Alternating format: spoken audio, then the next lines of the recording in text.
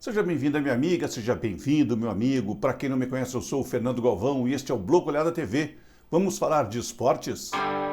E hoje a gente vai contar um pouco da história do primeiro título brasileiro do Corinthians. A gente vai conversar com quem deixou o Neto em forma, o preparador físico Flávio Trevisan. É depois da vinheta. Vamos embora começar!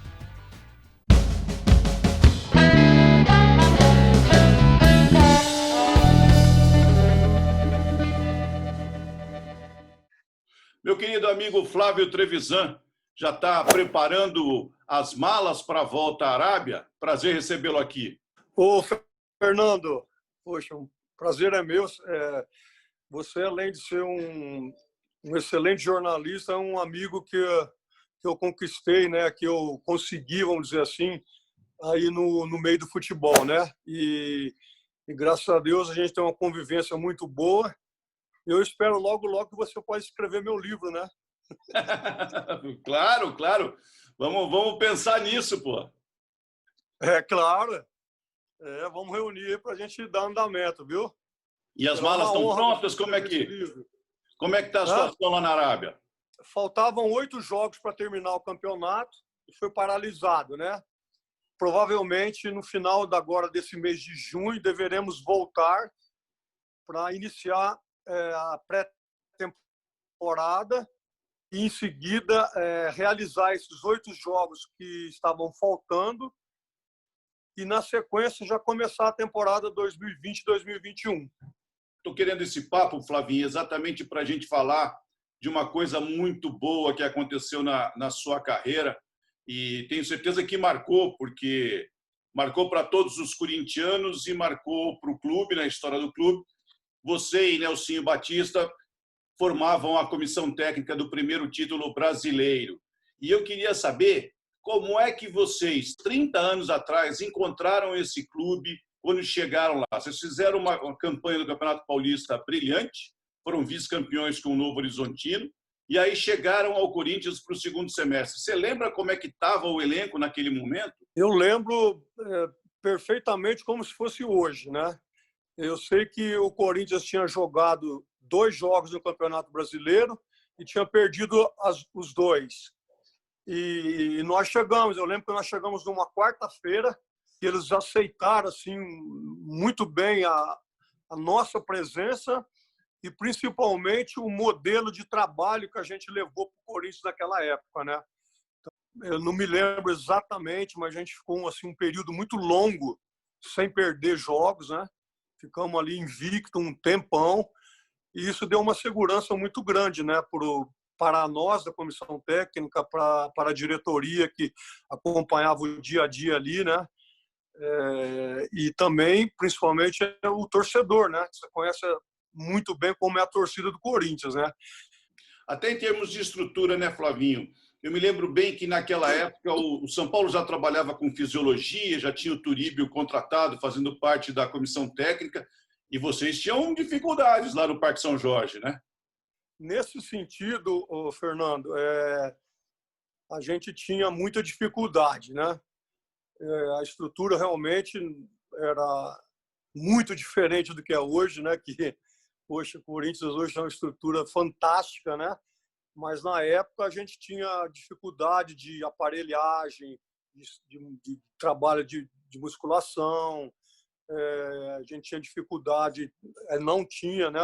Eu acho que, se não me engano, era só o São Paulo Futebol Clube que tinha o Turíbio. Nenhum outro time tinha fisiologista. Então, entendeu? Para você ter uma ideia, era eu de preparador físico, o Paulo, que era o meu auxiliar, e o Nelsinho Batista. O Nelsinho não tinha auxiliar técnico. Então, a gente que praticamente fazia tudo, né? Mas, graças a Deus, que o grupo aceitou o nosso trabalho de campo. Então, a gente compensava muito o trabalho que faltava fora, na musculação, essas coisas, dentro do campo, fazendo outros tipos de trabalho de força. E o Neto te dava muito trabalho ou você conseguia, com a sua fórmula mágica, ir domando o cidadão, que era difícil, né? Então, Fernando, eu falo até hoje para as pessoas, né? E também falo para o Neto, quando eu tenho a oportunidade de encontrar com ele. Falei, Neto, Porra, você me deu muito trabalho, mas você me deu muitas alegrias também. Então, compensou, né, Fernando? Porque realmente o Neto desequilibrava, né? Momento de jogo 0-0, 0-0, aquela dificuldade.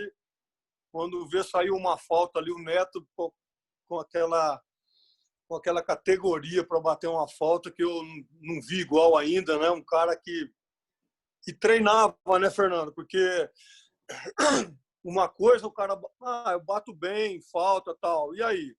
Porra, mas o Neto, naquela época, a gente treinava terça-feira de manhã e de tarde, quarta-feira de manhã e de tarde, quinta-feira, quando tinha jogo só de domingo a domingo.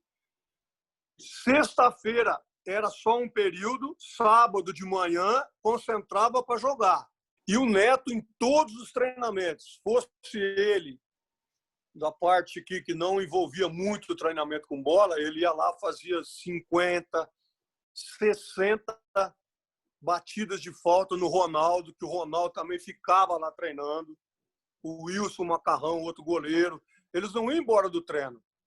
E o Neto batia falta de todos os lugares ali. O Ronaldo estava lá, o Wilson Macarrão estava lá, o Dagoberto, que era outro goleiro, estava lá. Então, por isso que dava certo, Fernando. Às vezes, assim, um ou outro dia de folga, eu ia em Campinas fazer treino com o Neto. Eu ia em Campinas lá, conversava lá na época, lá, né, que ele era casado com uma moça de Campinas, que é, né? Eu ia lá, explicava sobre alimentação para ela, o Neto procurava seguir, entendeu? E assim, ô Fernando, e tem um detalhe, cara, que eu também comento hoje, sabe? O Neto, ele nunca passou de 78 quilos, 7, 8, e falava que ele era gordo, cara. Então, a maioria ele pesava 76 quilos, entendeu? Diferente de hoje, e eu usava a camisa por dentro do calção. Hoje, a camisa é solta, mais larga. Então, você não vê, por exemplo, se o cara, como que o jogador realmente está, o corpo dele. Hoje em dia, na época, não. Era obrigado a usar a camisa por dentro do calção, cara.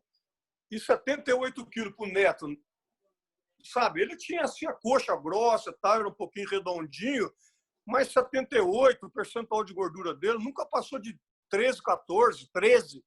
14 nunca chegou comigo. E falava que ele era, tinha Neto, não sei o quê, bababá, bababá, bababá. Tinha tendência, é uma coisa, mas ele não ficou gordo. Ele não ficou acima do peso quando ele trabalhou com a gente. Entendeu? Então, isso foi mais um mito do que uma verdade, entendeu? E é uma realidade. Mexia com ele, né? Porque eu me lembro que na final, na véspera da final, eu fiz uma entrevista com ele ali no vestiário da Fazendinha, e ele numa maca fazendo um tratamento qualquer, não me lembro se era tornozelo, se era coxa. E aí era um ping-pong para a Folha de São Paulo, para a edição de domingo. E eu eu coloco para ele, eu falo assim, pô, Neto, você já percebeu ele fazendo gol em todos os jogos, sendo decisivos em todos os jogos e levando o time até a final? Eu falei, pararam de te chamar de gordo, Neto. Ele começou a chorar, rapaz. O futebol, eu acho que o esporte, né, de uma forma geral, quando o jogador, assim, quando o time está num momento bom, né, então muitas coisas, às vezes, o pessoal deixa de falar, né? E às vezes, quando não está tão bem, até coisas que não são verdades começam a aparecer, né? Então, mas graças a Deus, cara, eu tive, assim, essa, vamos dizer, felicidade, né, Fernando, de participar desse momento do Corinthians, e o primeiro título brasileiro, cara. E eu me lembro perfeitamente, cara, nas viagens que fazíamos para jogar, principalmente na parte final, onde classificaram os oito times, né?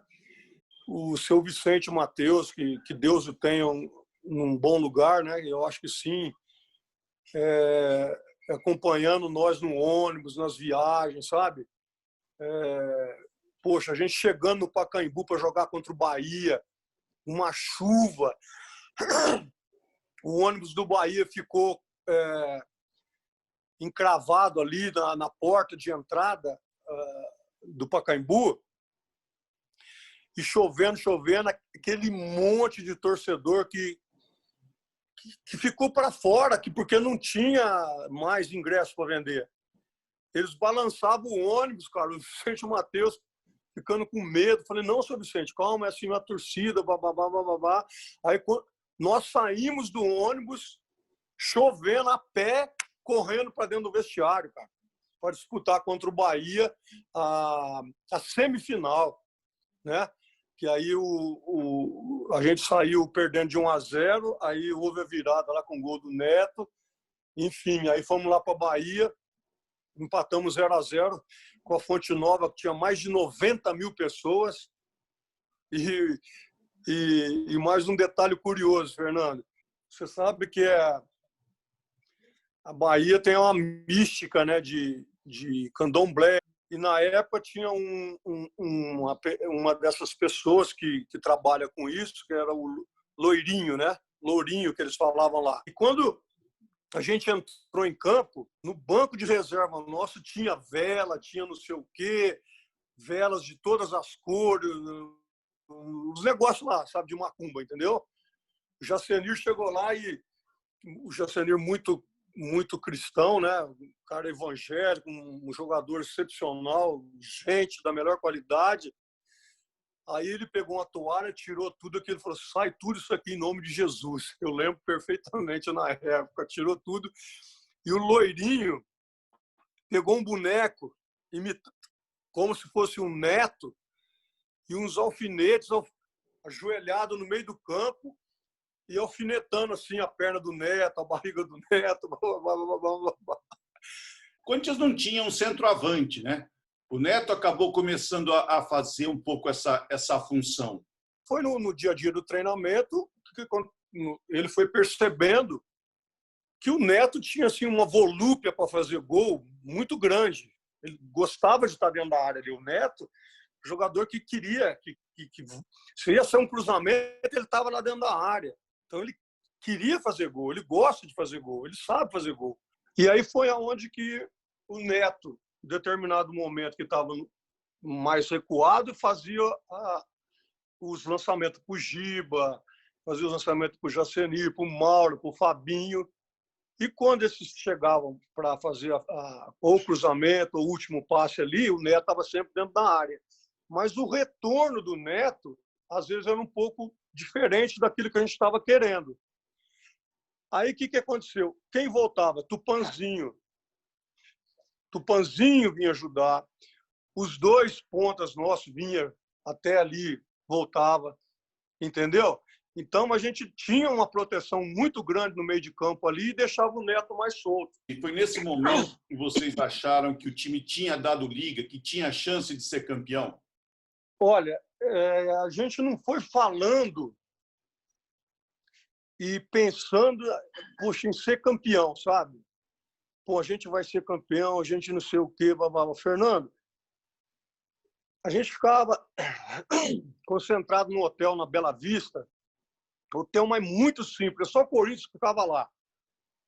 Cara, a gente ficou muito tempo concentrado no hotel. Pô, as minhas roupas ficavam dentro do meu carro, dentro do ônibus, quase eu não ia para casa. Entendeu? E, poxa, eu lembro até uma vez, Fernando, que a gente ganhou esse jogo do Bahia, de virada, chovendo. No outro dia, a gente ia viajar lá para Bahia, para jogar no domingo lá, o jogo de volta. E no último momento, eu me dei um estalo assim, falei, puta merda, preciso fazer alguma coisa, cara.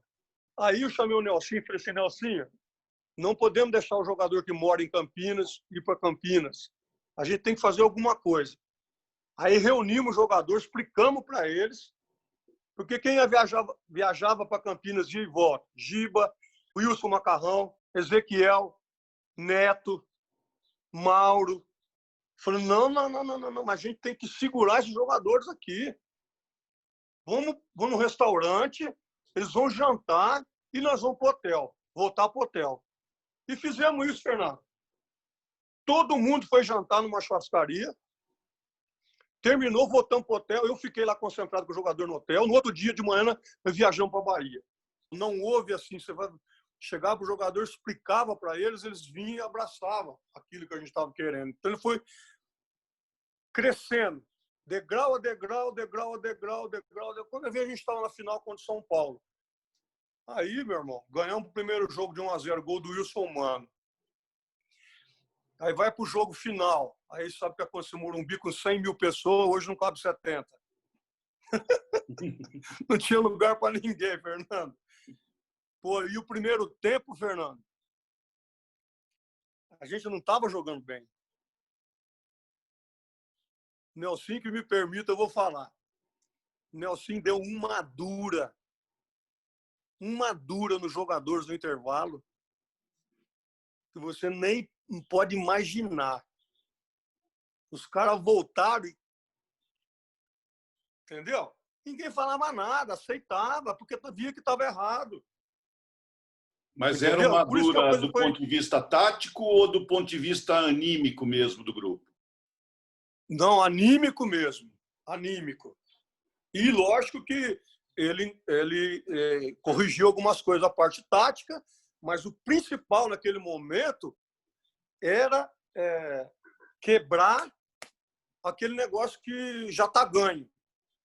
Não está ganho. Tem 45 minutos ainda. E a gente não estava legal no jogo. E jogando contra uma grande equipe e o senhor Tele Santana como técnico. Então, não é brincadeira, né? É uma final com 100 mil pessoas. Mais uns 30 milhões de corintianos, 40 que tem, torcendo em suas casas.